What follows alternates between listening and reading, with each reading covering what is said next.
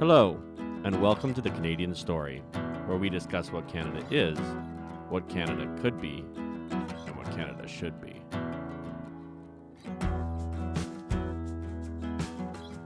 Hello, everyone. Welcome back to another episode of the Canadian Story. Thank you so much for being here. We appreciate each and every one of you tuning in and listening to us just have conversations with Canadians. Today, we are joined by the infamous Colin BigBear Ross. Colin BigBear Ross. The Big Bear. Welcome, Big Colin. Bear himself. Welcome to the show, man. It's so great to have you here.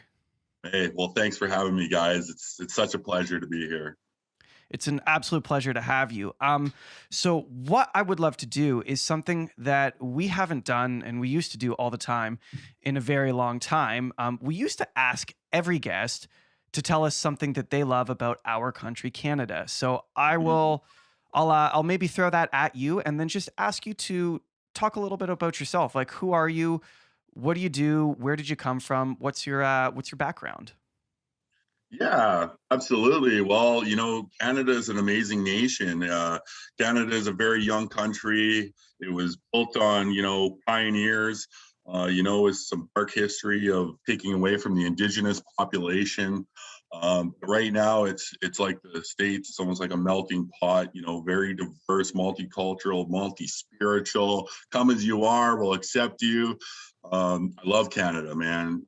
It's so full of nature, healing, amazing people, different cultures from town to town. Canada is just really the dream of the world. It really is. It's the golden place, I would say. I've traveled over 35 countries around the world, and I always tell people Canada's home, man, and this is where my heart is. And you could build whatever success you want. Unfortunately, we've been having some turn of events with our wannabe dictator government, but we'll take care of that. Don't worry about that. We're gonna get him. We're gonna get him. But I wanna hear more about this. You've been to so many different countries. Give us a little bit of what it is that makes Canada special in your mind. You love this place. You're leading the Big Bear movement, which is a global movement. But I want to know specifically, why do you call this place home? Well, on my Indigenous side, my ancestors are from here, and we have a very strong connection with the land, and just the people here are just genuine, we have good-hearted people in Canada who wear their hearts on their sleeves. There's equal opportunity for everybody protected, under the Charter of Rights and Freedoms of Canada, to be who you want to be without discrimination, without being scrutinized against, which again has been seeming to change the last couple of years. I think we'll probably bring this up a few times in this podcast. Yeah, probably. But it's land of the free, and you can build whatever empire you want to build, and it's a great country to live in. The nature here is the best in the world. We have the largest water supply in the world. It's multicultural, like I said, multi-spiritual. It's just an amazing nation, and it's the people here are so just good-hearted, really. Yeah, I think that's one of the things that we were really known for, and I think that's what's surprising a lot of people is we're supposed to be these good-hearted, loving people. It's like basically the identity of Canadians is that they're kind, right? Kindness is kind of like supposed to be in our DNA. Now, I've always thought that was a little bit oversold. Like our favorite sport is skating around on basically rock solid ice and smashing each other into the boards, but we have blades on our feet. Like we like being rough and tumble, but I think there's a big difference between being sport rough and tumble and like hard and strong and being unkind. And we're not an unkind people, but it seems like our government has been very unkind to a whole subset of people that you and I count ourselves as part of. The anti-mandate crowd, the people who disagree with how Justin Trudeau is treating a minority of Canadians. So why do you think we got here? How did we get here where we're supposed to be a country of kindness and there's so much hate? Well, it's I think it's a simple answer. It's a sick ideology that's taken over the world. It's come from these globalists. It trickled down throughout governments around the world, and we're seeing it firsthand here in Canada. This is like Nazism to to an extreme, almost like this is what it is. They're using the same propaganda, the same BS they were using back then to push an agenda, divide and conquer, and let's get people divided, fighting amongst each other, families turning against families. It creates distraction while they push all their bills behind closed doors, and they're sitting in their little computers. They don't even show up at work anymore. They're just lying out of their teeth, and anytime they get a question thrown at them, they take narrative somewhere else, or they call you a racist or a bigot or some misogynist, it's all just, these guys are just a bunch of bullies, and they're just trying to push an agenda, and they're going about it in all the wrong ways, and it's starting to catch up with them. Absolutely, it is. Now, before we get into more of this, because I'm sure we're going to have a lot to talk about on this particular topic, I want to hear your story, because your story has been so inspiring to me. And as you and I have got to know each other and are working together on a couple of projects now, we're starting to see kind of each other's hearts. And I love your heart, and I want the listeners to know your heart and why you started this Big Bear movement, your personal journey, because that's a big, like Zach said, a really big part of what we try to do on the Canadian Story. So walk us through, what is the Big Bear story? What made you who you are?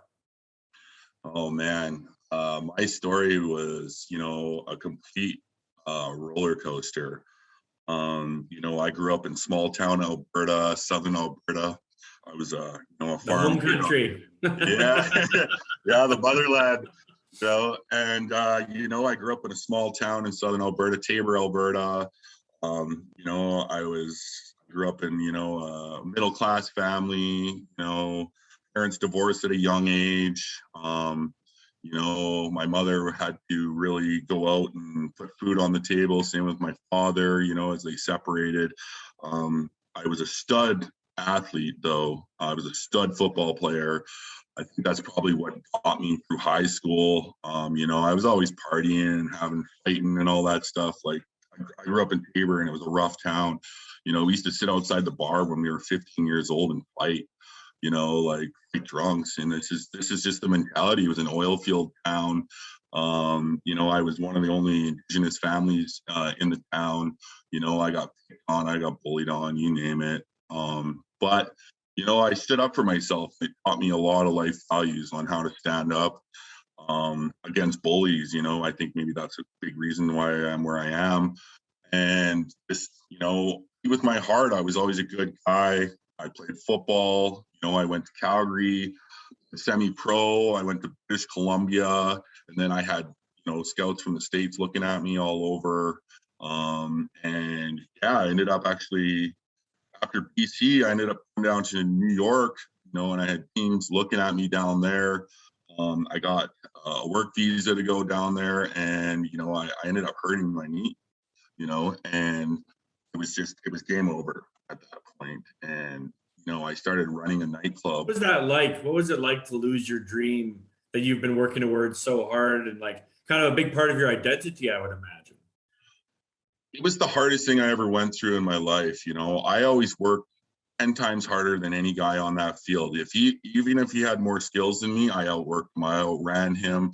I was in the gym at 5 a.m. even when I was 16 years old. I was always pushing to the extreme in every aspect of my life. I was never smart, but I was very street smart. And, it really, yeah, it was heartbreaking. It's what sent me actually down the dark path that I went on. And I'm telling you, it was a total roller coaster. Talk to us about, okay, so you've lost your dream, the thing that you defined yourself, the thing that you were working towards, this objective that you set for yourself, it's gone. What does that feel like, and how did that result in, let's say, this dark path that you ended up going down? Well, I was completely devastated. I thought that's where I was going to make my millions. That's where my success was going to come from. And when I lost my dream, I didn't know what to do, and when we're emotionally traumatized and desperate, well, we start to go down whatever road seems the least resistant. And, when I was down in New York there, I met a guy in a hotel, actually, and he was a Colombian guy. and he was drug dealing, and he was making money. He had girls. He had all these, amazing things that a young guy would want at the age of 21. Right. Yes. And set the record straight, I've never told anyone this story. Maybe a few close friends, but this is the first time I've ever talked about this. Well, it's an honor that you're letting our listeners into this part of your life, but I think it'll be helpful for them to understand how healing happens. I think we're in a society where we don't, it's cancel culture now. It's this ridiculous idea that you can't learn from your mistakes. You and I've talked about this, like, how else are we supposed to learn? Right? Are we just supposed to be perfect, like born like little cherubs and wander through an angelic life? Like, this is puritanicalism. Like, that's all this is, right? Like, how are we supposed to learn? And you've learned and grown and become this beautiful soul because of what you experienced. So thank you for sharing this with us. I want to hear this. This is important. Yeah, man. I went down to New York, or south of New York there. It was I was running this bar, and then I met this guy. He was making it all. He was all flashy, and I wanted that. And the money seemed great. And he gave me an opportunity to start selling drugs, and I said absolutely. He said he never met a guy like me before. He seen me fight outside a bar one night. I got jumped by like 5 bouncers. They didn't even stand a chance with me. And this guy really took a liking to me because I was honest. One, and he was used to getting ripped off by people all the time, right? And I was like, I started making this guy money, which was making me money. And it really started me down a dark path. I was getting into the scene, around gangs, things like that. People who had weapons, guns, all kinds of, dark things like that. And, it ended after almost a year. I was down there, and, I had someone rob me. Once things went down with the cops, and I made a run for the border. I was like, I'm getting out of this country. You gotta go. The States is crazy, man. You go to jail in the States, you might never come back out. Yeah. And I was well aware of that. And I came back up to Canada. I started doing my thing again for a while. Money was trying to make money. I was always a hardworking guy. I always made money. I always worked hard, but I always wanted more. The greed got the best of me. And, right. I made a call to my guys, where I was getting things going in Canada, right? I dated a girl. I went through some heartbreak, and I wanted to leave. So there was actually an opportunity to go to Europe. My mother was actually a missionary. She went to Europe, and I went with her as an escort, on her mission. And as we were going back after a month from India on this mission, I left her in the airport in London. You left your mother in the airport in London. I got off the plane. I already had made plans to go to Amsterdam to set up my little empire that I was building, and my mother cried. She handed me a couple hundred, British pounds, and and that was it, and it was I traveled all over Europe, man. I was all over. I had a place out in Amsterdam. I had a place in Spain. I was living this dream, I was making large quantities of money. It wouldn't be an odd night if I went and dropped, a couple $1,000 in a bar a night. I used to have 500 euro bills, and couldn't even change them in the bars. So I'd say, well, just buy everyone a drink. Yeah. So I want to stop there for a moment and go into it. Why does someone do things like that? Because I've done things like that too, where it's like it's almost like you want people's affirmation that like you're a good guy. So you go out and you just want to make everyone see what you're capable of. What is the feeling that motivates that, do you think? Because it is a great feeling. Like, let's not kid ourselves. It's all ego at that point. Yeah. You think you're the man, you got girls around you. You don't realize people are just using you for your, for your good time and throwing money out. I'm gonna chase the guy who's throwing money around too. It was definitely the high of living that life. This is what you've seen on Hollywood movies. I'm the man, and was just one big lie I was living. Were you happy? I think I was having a good time. I was experiencing life. I was very young. I was very naive. I traveled Europe for years. Yeah. And this is something I've never told anybody is I got arrested in Norway. I did some time in Norway. I got busted with a decent quantity of cocaine, and they threw me in jail automatically. I was on a plane from Spain to Norway, and yeah, I was going to stay in Norway for a while. They wanted a 10-year sentence. I got off, on 2.5 years, and I was able to get out in a year and in 4 months. And So what was that like? What was it like? What was that, a time of reflection, or were you just angry that you like what happened then? oh, this was a complete roller coaster in itself. I went in, it's hard, puffing my chest out, like, don't mess with me type of guy, ready to fight the world. For the first couple months, Norway actually has a track record for like human rights. They like to be people in solitary confinement, and so they put me in solitary confinement for the first little while. No, nothing, no books, no nothing. Okay. Share with I've never talked to someone who's been in solitary confinement before, but I've heard that it's torment. What is it like? It must be horrible. Most horrible feeling you'll ever go through in your life, because it's like just you and your thoughts. That's it.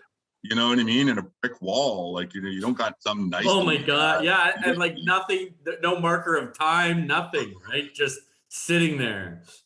So Yeah. what kind of thoughts do you have in that moment? I've read some books of people who've experienced that, and it's just, I think it's a transformative moment, but I'd love to hear what was it like spiritually, intellectually? You go through every emotion you could possibly think of within the hour. You're happy, you're angry, you're crying, you're punching the wall. You're playing a victim. Why me? And then you're like, I'm gonna get through this. And it's just an emotional roller coaster, man. Like, when you hear people getting post-traumatic stress disorder, this is why. Right. Wow. Yeah, and I'm kind of fast tracking a lot of my story. There's so much that happened in between, but first few months was tough. And then they put me into a high security prison with inmates. These were not good inmates. There was, a lot of murderers, rapists, Hell's Angels even over there, gang leaders, you name it. And it was rough for the first 7 months. And eventually the guards realized, this kid shouldn't be here. Right. He's very polite, not causing too much havoc. He's just a kid pretty much. Like, I was only 21 years old. Right. So, wow. Yeah. So the guards really took a liking to me. I took a turning point when I was in that prison. First I was fighting a lot, and then I realized I had to live with these people. I got to live with these inmates. And if I'm fighting with them, they want to stab you every day. That's not a good feeling. No, that's not a good feeling to go through. And so I started watching one guy that was actually in the prison. He was from Lithuania. I could see this light in him, man, just shining a light, when people carry that light like a moth, in the light, they're just beaming around it. And I wondered why this guy's happy. He's working hard. He's being favored by the guards, being favored by other prisoners. And he just really stuck to himself, and he gave nobody a reason to come after him. Which was very disarming. And then he would work harder than anyone you've ever met for nothing. And for nothing, absolutely nothing. You're making no money in there. You're nothing, but he's busting his ass whole day, all day. And I watched him from a distance, what this guy was doing. And I started to mimic. I started to mimic what he was doing. I was learning from him. I'm like, what? This guy's happy. If he can be happy, I can be happy too. Right? So tell us more about this guy. Did you become friends with this guy? Yeah, I did become friends with him. You know, in jail in Europe, it depends on what country you come from protects you. So, you know, you have everything from Albanians to Lithuanians to Polish to Sweden to Norway to German to Amsterdam, you name it, all the countries, and that's who you protect. You know, there was actually a lot of Iraqis and Iranians and Afghanistan in there, you know, all caught up in the heroin trade. And it was like, yeah, it was all about who you protected. And you can only imagine how many Canadians were in there. Not very many. Were you the only one? One Indigenous guy. Right. You know, and so my grandfather on my dad's side was from Poland, and the Poles and the Lithuanians, Latvians, you know, they could, a lot of the older guys, these are like mafia guys, they spoke Russian, you know, from the former Soviet Union. And they would hang out with each other, and I became friends with this. You know, he was a Polish mobster, and I became friends with him. And he was friends with this guy from Lithuania, you know, who I was watching from a distance. And yeah, I got to be friends with these guys. I lived with these guys every day. Right. You know, we were in the yard every day. We played volleyball out of all sports. The silly sport they let us play, and we killed it, man. It was like we were like playing like, you know, for the nationals every day out in this yard. yeah. So, you know, jail guys are. I honestly, not that I don't think anyone envies the experience, but they're like, what a rich thing to have happen to you to learn about yourself, like, and to learn about other people, and like. To go from fighting all the time to realize you have to live with these people. That's a big shift. Yeah, well, at some point you got to figure it out, man. You got to learn from your mistakes. And the path I was going down, you know, I had guys try to stab me. You know, I was going to end up dead. You know, right. So it's like, what do? You change or you end up dead. You know, right. You got to make a choice. Yeah. I was going to live, and I was going to live with a light in my heart, you know. So, yeah, there was so you decide this, and they let you out way earlier than you're supposed to be. They were going to give you 10 years. You're out in a year and a half. What is that like, walking out that day and realizing you're a free man again? It was very emotional. I was sent to 3 different prisons when I was in Norway. We'll go to the release maybe a little bit after here. Right. Yes. Yeah. The guards really vouched for me, you know, go to another prison. It was a prison for young troubled men. You know, it was still a high security prison, but it wasn't like criminal. You know, I wasn't going to get more criminal in there or stabbed. Right. You know? And they sent me to this other prison, and I immediately went in there. I started being the nicest guy you could ever think of. I started working out harder than anyone could. I was the strongest guy in there. And it just basically, I got respect right out of the gates. You know, I didn't even go trying to talk to anybody at first. I was asking them how their days were, being very friendly, and they just started coming to me. You know, at some point I was pretty much running, you know, the prison in a good way. You know, and I was protecting these young men who were vulnerable, were weak. There was people bullying on them. And I just like, you know, I was like a counselor inside jail, you know, and I started looking to my faith, to God. I started praying every night. I was reading a Bible. And that's where I started to realize, you know, it didn't matter where I was in life. I could be happy. I didn't need all the money in the world. I just needed the mindset. Right. Oh, okay. Let's go into that right there. Yeah, this is where the This is the realization. This is where your life changed. How old are you at this moment? How old are you at this moment? I think I went in when I was 21 or 22, right around there. Got the paperwork somewhere, but so 20, you're praying, you realize mindset that you can't really control what happens to you, but you can control how you respond to it. You come to this realization, right? Come to this realization, you know, you know, you do bad things happen. You do good things happen. It's simple karma, how karma works, right? And, you know, started getting into the spirituality. I started asking to see the priest in this prison, you know, and this priest would come and talk to me, you know, and literally by the end of the prison sentence in this prison, Half the prison was going to the priests. They had to actually bring in all these new priests to start helping these young men on their spiritual journeys.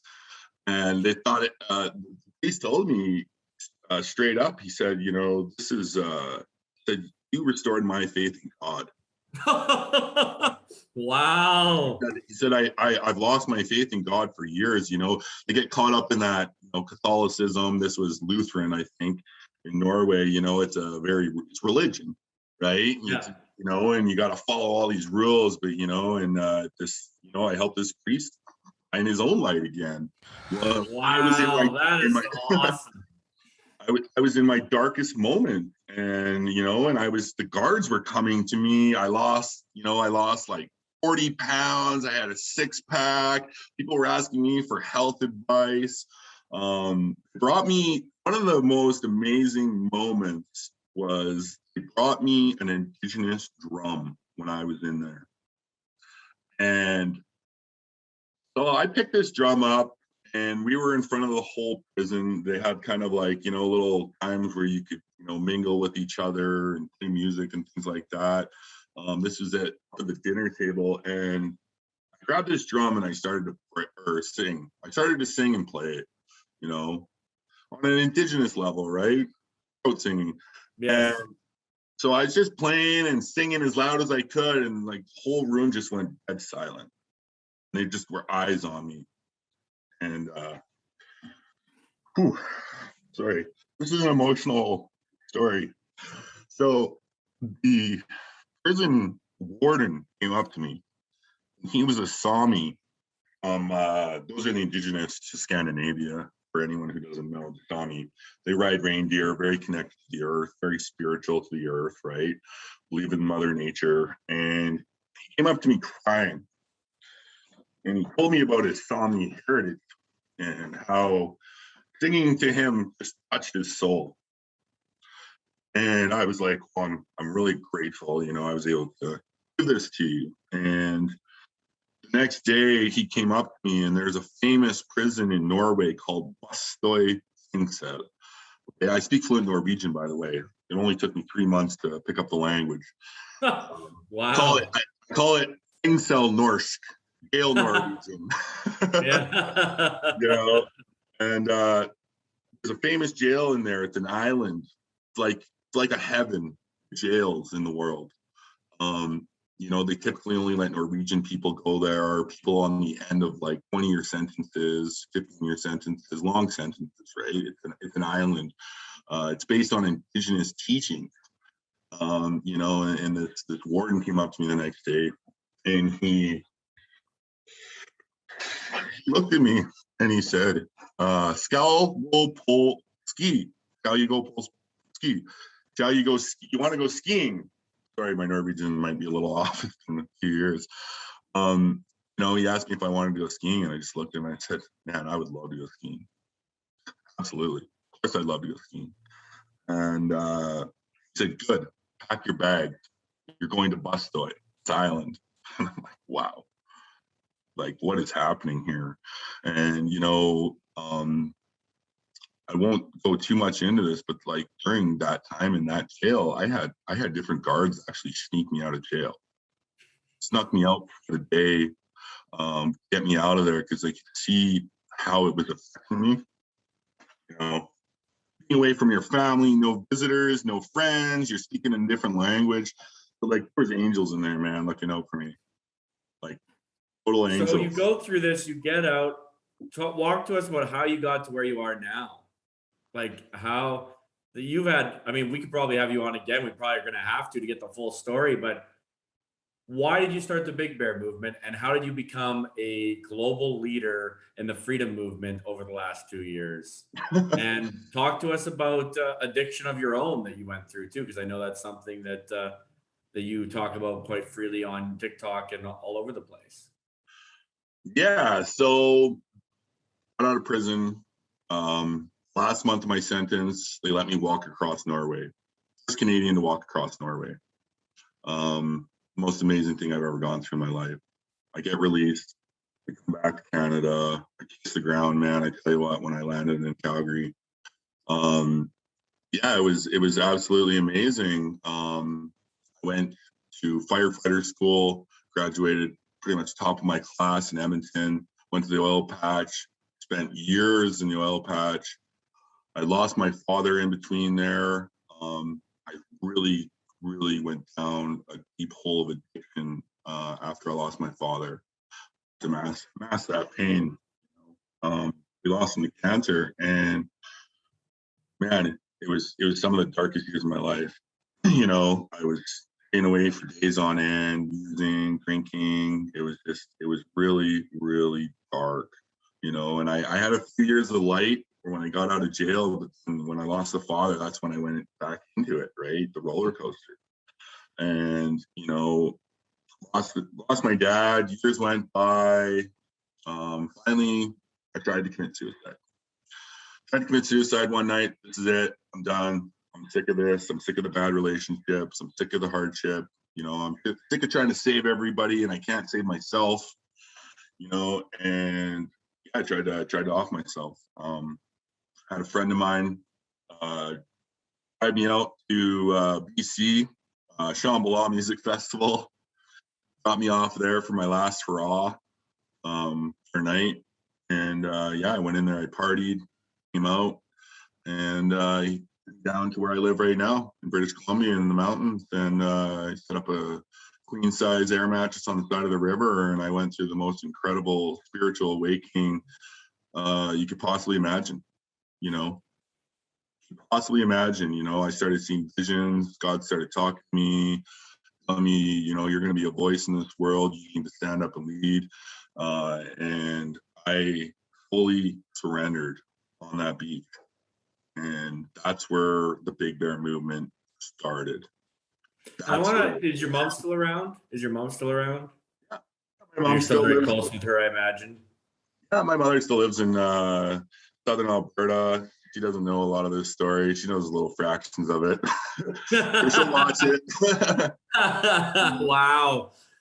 I want to talk about that moment where you surrendered, where you realized there's a great line from David Foster Wallace, who actually did end up killing himself, but one of the greatest authors of our lifetime.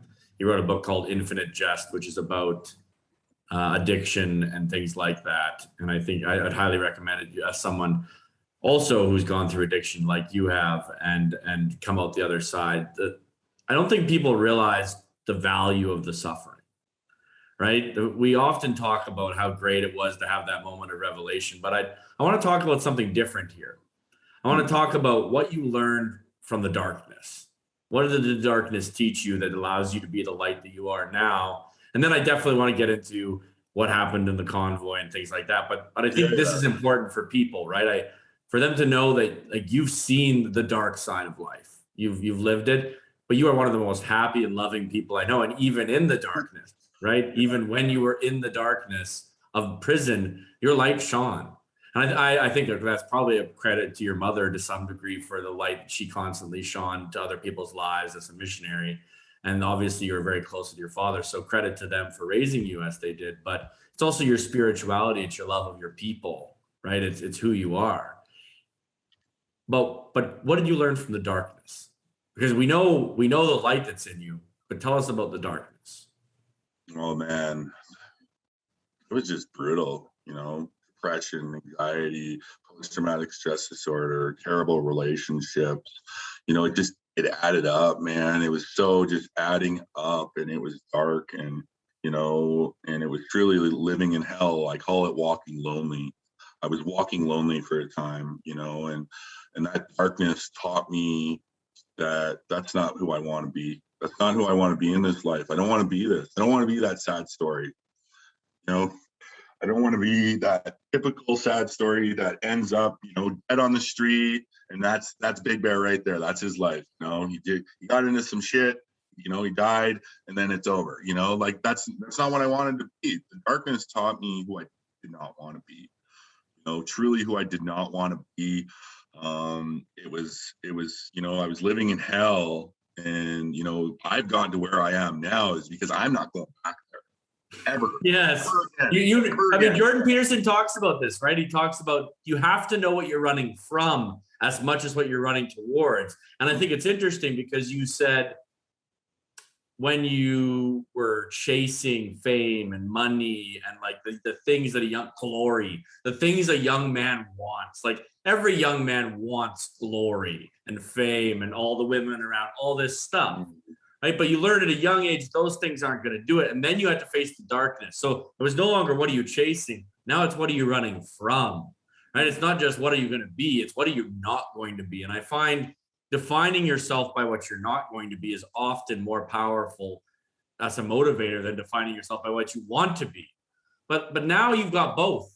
You know what you're running from, but you have this vision that you had lying by that stream on that mattress, right? You communed with the divine. You talked to the creator, right? What did the creator say? I know exactly what the creator told me. The creator told me specifically when I went and woke up on that beach, the creator told me I was to be a general in his army, and I was to lead people with my voice and my heart, and walk and show them the path. And it was so head on exactly what God said to me, and I totally surrendered. I'm your servant. I will go to the ends of the earth, to carry this light and to help people. I always did help people. That's the thing. I always help people, even in my darkest time, right? And it just taught me, like, man, it was so incredible. And I was going for it.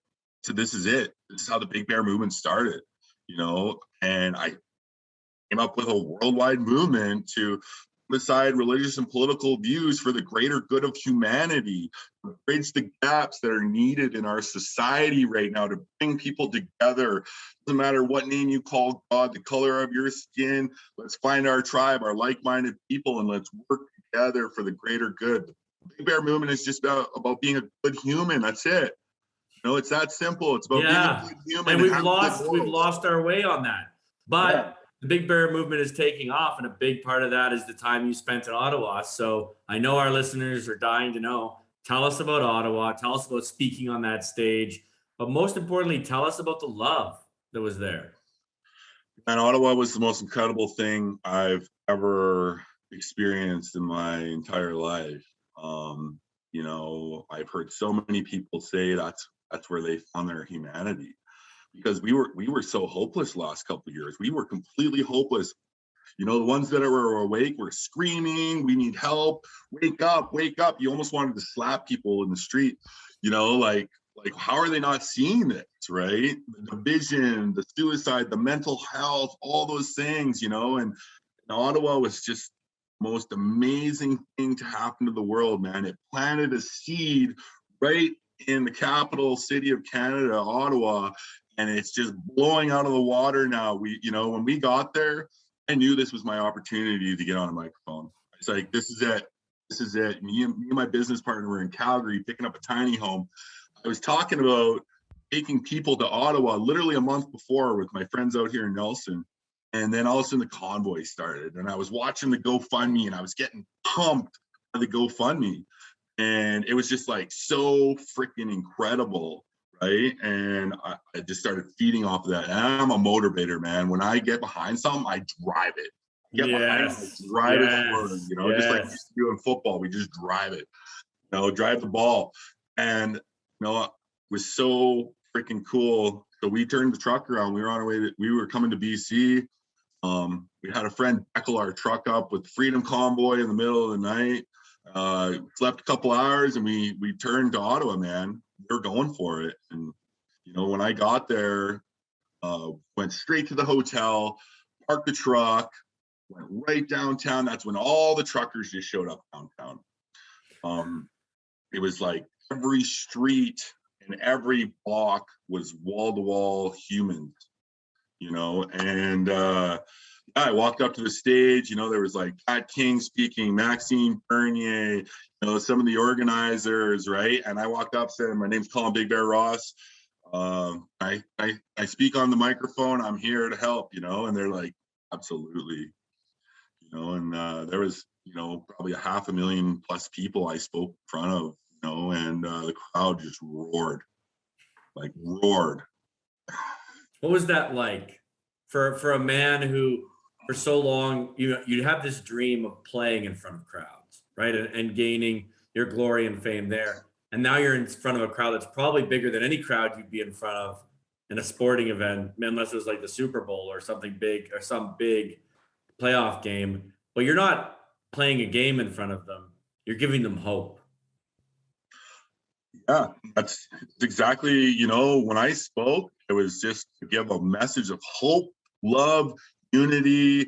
Let's come together, you know, for the greater good. Exactly what the Big Bear movement is, right? And that was my first speech on Parliament Hill, and the crowd just roared. And then I spoke for the Indigenous people of Canada.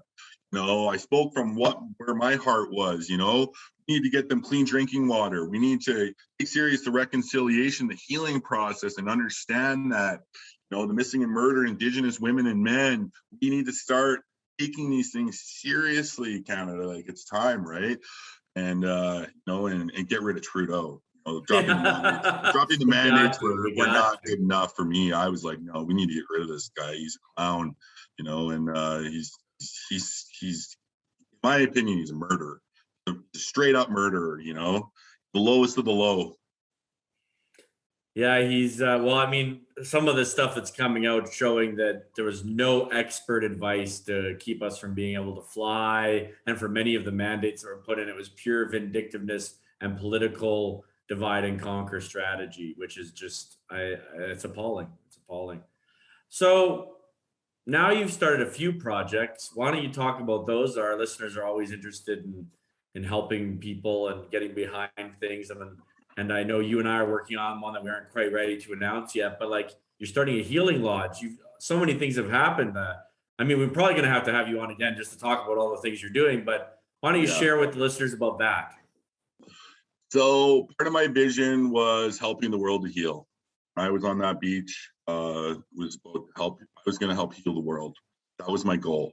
We're going to heal the world. Let's do it. And so part of this vision was, you know, buying some land and building a healing community, right? And really helping people to find that spirituality through God, through the Creator, through nature, right? Through eating good food, drinking good water, you know, and just leading people, just guiding them, because as healers, we're just guides, right? We guide people. We're a lighthouse, right? And what does a lighthouse do? Well, it helps to guide lost ships back to the shore, right? Using your life, using your story, right? That can relate to people and bring them back in the most graceful way. And, you know, like you said, we can't force people into this. No one could force you to want to be healed, whether you were in the prison. It was mindset. It's exactly like you said. It's about changing mindset. So why don't you talk a little bit about how you see change? How do you help people change their mindset? We're all out here trying to, like you said, there's so many people trying to help people that are hard to help. How do you help someone guide them to change their mindset? It really comes down to leading by example, you know, walking that good path, leading, holding voice, and just giving people your heart when they ask questions, you know, because you cannot lead, you know, you can't lead a horse to water if it doesn't want to drink, right? And you got to show people that light and see that there's something different about this guy. So when they question, answer, because it's a massive process to go through the healing process, man. It is so much work. You have to restructure your entire life, reprogram your entire brain, get rid of all your shitty friends. You got to rebuild your entire life, your finances, your structure, absolutely everything, you know, your programs. You know, what are you doing? Are you going to support groups? Are you going to church? Are you going to the gym? You know, change your habits. Like, there's just so much to it, right? And, you know, and you just got to like lead by example. That's what the Big Bear movement is. Lead by example, right? And show people the way, give them an answer, you know, and when the question's asked, right? Show people the way. I love that. And you show people the way by walking in that way. Absolutely. I walk with it wholeheartedly every day. You know, when I went through my awakening in 2019, a lot of people don't know this, but like I was going into back alleys in the middle of the night, you know, helping fentanyl addicts, meth addicts, you name it, and just like being a light in these dark alleys where no one else would go, and showing these people that, hey, man, you are worth it. are worth it. You are valuable. You're worth the healing. You're worth everything this world has to offer. And I'll be here to hold space for you and listen. I'm not going to try to push you into it. I'm just going to try to, I'm going to try to guide you into it. Right? Yeah. Yeah. Wow. Zach? I want to, yeah. How do you think, you talk a lot about God, which, religion's so complex. There are so many different religions. You come from an indigenous background. Um, how do you approach your spirituality? Like you talk about God. Um, the background of the indigenous wouldn't look to the same God that I, as a Christian, would look to. So you've already kind of done this marriage of spirituality within yourself, and you talk about the marriage of the spirituality and different religions out in the world. How did you go about that journey, and what did you learn through that? Yeah, I grew up in a Christian home. My mother was a very devout Christian. Okay. I've only been really reconnecting with Indigenous side the last few years, but nature is the one that helped me heal. And that's the one the Indigenous are most connected through, through the creator. But honestly, it's just different names of God, when it comes down to it. If there's one thing I've seen in Ottawa that's had me so open-hearted to learning new things about spirituality is I seen Jews there, I seen Sikhs, I seen Muslims, I seen Indigenous, I seen Christians, you name it. Every nationality that was there, Africans, and the one thing I seen in all these people was God. They were all carrying the light. Yeah. I love that. Is a great. Oh, they were all carrying the light. Yeah. They were all carrying the light. Yeah. So, yeah, let's go into that. So you're in Ottawa. You're seeing all of these people carry the light. Like, you must have had just the most incredible conversations with so many people. Can you highlight one or two experiences that you had? So you talked about speaking on the stage, which is obviously an incredible experience, but what about one-on-ones? Like, what did you learn from individuals there? Everyone was just so happy to see each other, man. That's what it was like. Everyone was just like, I love you. You're amazing. It was like going to the biggest support group you could possibly go into in the world, right? Like, we were literally healing generational trauma in Ottawa just from the vibration of love we were getting off. And we were all spirit, we're spirits living in this human body, and we were all there together enjoying it, right? They were hugging each other. We were crying. There was days we broke down. We were praying. We were dancing. It was just like letting it all out, right? Letting the trauma out. The government's pushed on us the last few years. And it was just we definitely found our humanity in Ottawa. We found our humanity in Ottawa. You're just hitting these lines out of the park right now, Big Bear. There's some beautiful, beautiful things here. I generally speaking wouldn't be caught dead saying anything nice about Trudeau, but I think the interesting thing about that whole experience is that entirely unintentionally, and I give him zero credit for this, but I think in a new and beautiful way, his oppression united Canadians. And I think we are just at the very cusp of what that journey is going to be. And I look forward in the greatest anticipation and the most excitement for what this country, this beautiful, incredible, wonderful country, is going to look like in 20 years, because we today stood up together and said, I don't care what religion you are. I don't care what creed you are. I don't care what sexuality you are. I don't care where you come from. None of that matters, because you standing here beside me, you are my brother. You are my sister. And that is the Canada that we are going to take forward into the future. That's what we're taking back. That's what we're taking back. Ottawa was like going to a family reunion of people you just met. That's exactly explain it. It was like going to an endless family reunion with brothers and sisters and cousins that you didn't know, but you felt like you knew them an entire lifetime.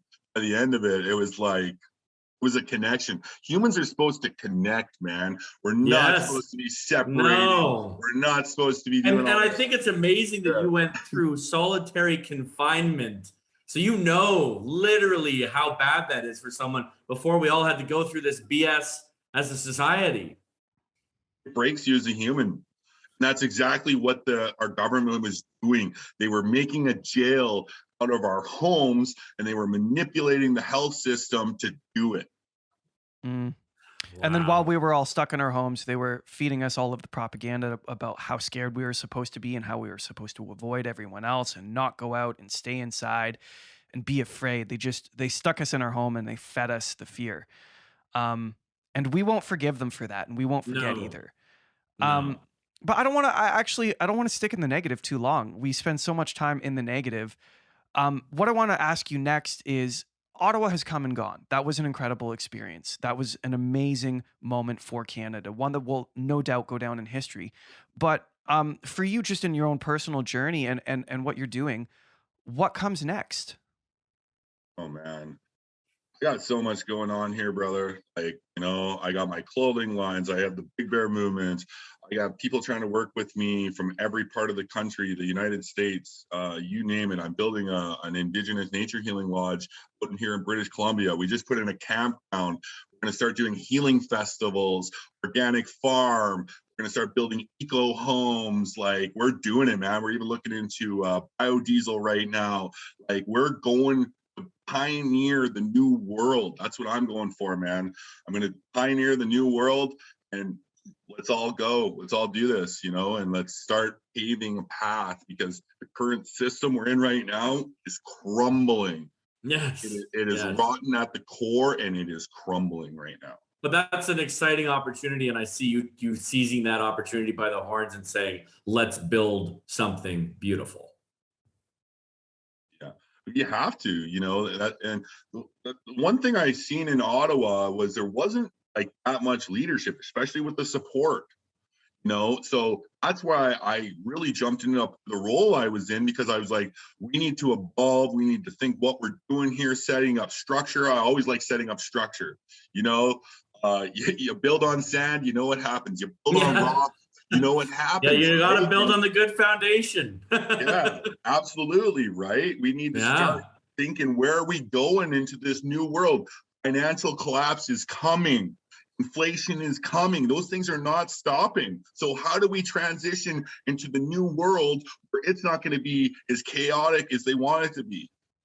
Well, yeah, there's a great line from a Tom McDonald song where he says, I believe the elites are real. They're just not drinking baby's blood. They're causing chaos so they have something to save us from. Yeah. That's what they do. They play like they're the heroes. They come in, oh yeah, we're gonna be nice to you, and then they come in the hero, or they're gonna, it's manipulation at its finest. Yeah. They manipulate everything, the markets, you name it. The price of gas right now, they're manipulating. They're just like, it's just one big lie, and it's starting. People are seeing crumble. It's crumbling. Seeing it. Well, we try to keep these under an hour for our listeners. I am so grateful you came on. We got to have you on again. Thank you for sharing your story, parts of it that you've not shared with hardly anyone. I know that's going to help people. I'm looking forward to working with you in the future. I know, Zach, I'll let you say your thoughts, but thank you so much for standing up and being courageous, but more importantly, for carrying that light through your life journey, because that's the most important thing. Yeah, man. Bless you, brother. You're an incredible human being, and I love sharing a country with people like you. It's an honor to me, and I hope that we can go into some projects together in the future, because I'm heading the same direction you are, and I wanna be a part of that. So thank you for coming on. Thank you for taking the time to talk to us. Where can people find you, and do you have any last words for the people listening? People can find me, Colin BigBear Ross on Facebook, TikTok. I don't know. I have 3 different accounts because, they keep taking my accounts down.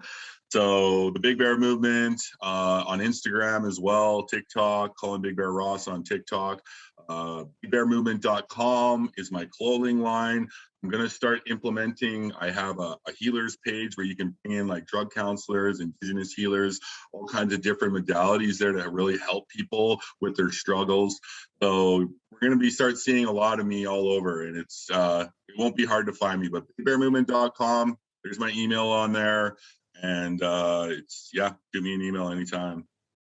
Nice. And any parting words for the people listening? Yeah, I want to tell people, anyone out there who's struggling right now, I'm praying for all of you. We're going to get through this, okay? There's hope. Focus on your healing journeys, focus on your sobriety. Remember that you're worth it. You're valuable, you're loved.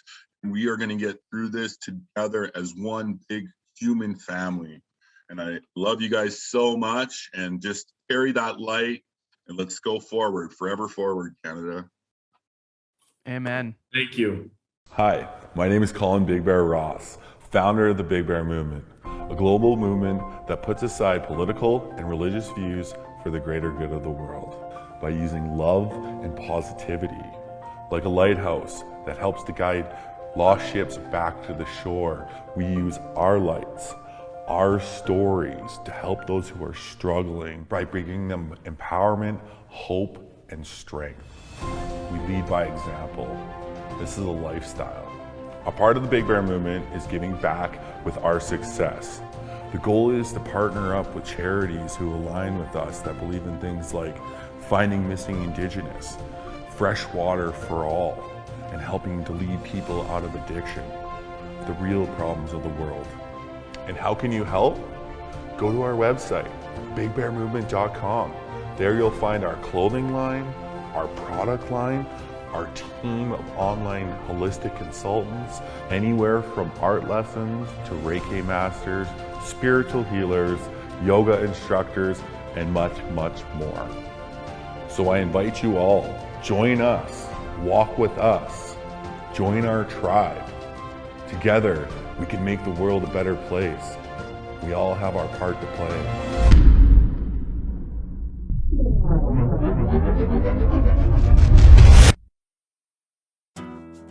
Thank you for listening to The Canadian Story.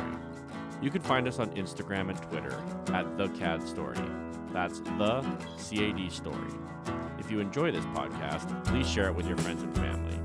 Let's work together to remind Canadians how great their country is.